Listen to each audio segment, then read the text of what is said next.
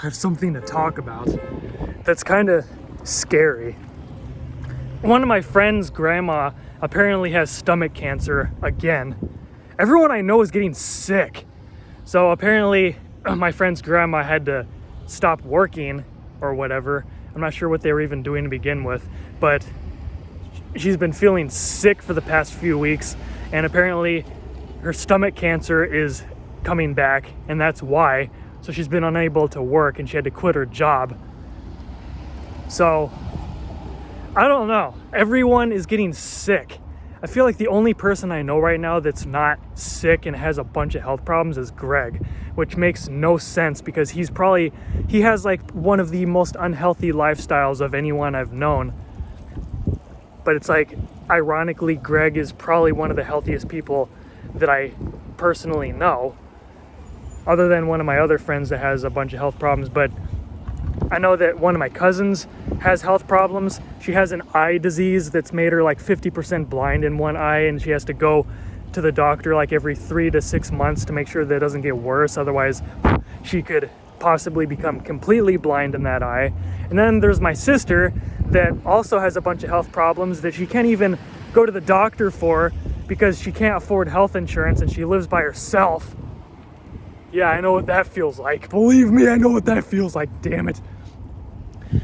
And then, there's my parents that have buttloads of health problems they won't even tell me about for some reason, because I guess they just don't want to talk about it. And then there's my health problems. My main health problem right now is my gut disease, and the only way to treat it is to be strictly 100% gluten-free, and it feels almost impossible to be 100% gluten-free. I feel like for the most part, I'm like 99% gluten-free, and apparently when you have celiac sprue, it's not good enough. Being 99% gluten-free is not good enough when you have this stupid celiac problem.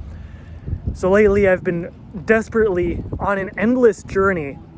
It just feels like a full-time job, trying to do as much research as I can about all these gluten-free products, because they might not all be entirely gluten-free. There's always a problem with cross-contamination that they don't bother to state at all. So I've been having to call all these stupid companies, and I just feel like such a jackass when I do this, because I'm calling them and I'm just like, I have a question about this product. I know it says gluten-free, but I have celiac, and I need to know if there's any cross-contamination with gluten, or if it uses any shared equipment that has gluten products. I just need to know if it's completely gluten-free or if there's cross-contact.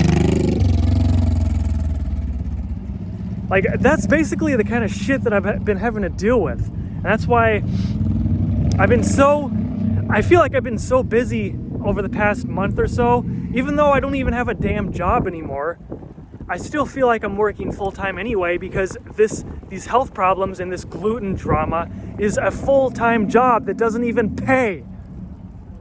It's bullshit. I'm just spending all this time trying to make myself feel better, to where maybe I can get to the point of working again. I would start part-time and then eventually go full-time later on if I can. But it's like I'm so preoccupied with dealing with these symptoms every day and trying to figure out what kind of food isn't going to kill me, what food is actually celiac safe, because apparently gluten-free may not always be enough if you have celiac disease. So I like to call it celiac safe. Is it safe for people with celiac disease to eat? And now I have to call all these companies and actually ask all these retarded questions on is it really gluten-free, or is there cross-contamination with gluten or whatever? And it's just a total clusterfuck of drama and stress. That's basically what I've been dealing with for the past few weeks now. So stay tuned for more videos. See you, folks.